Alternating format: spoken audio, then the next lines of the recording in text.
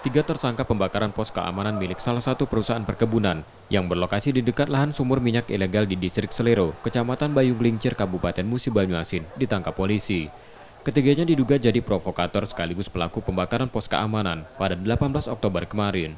Motif dari pembakaran yang ditengarai dilakukan ratusan warga ini lantaran tidak terima dengan adanya penegakan hukum terkait penutupan 1.000 minyak ilegal yang dilakukan polisi Polda Sumsel beberapa waktu lalu.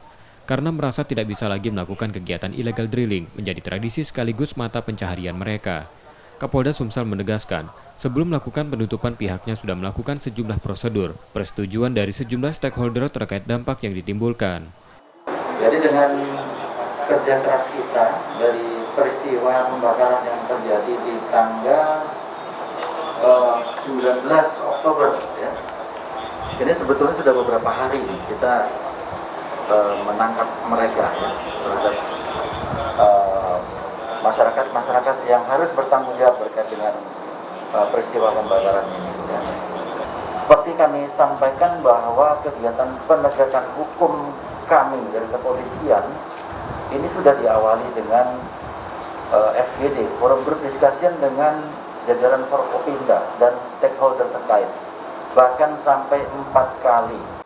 Polisi kini masih melakukan pengembangan terkait adanya tersangka lain dalam kasus ini, dan ketiga pelaku kini masih diperiksa di tahanan di Polda Sumsel untuk proses hukumnya.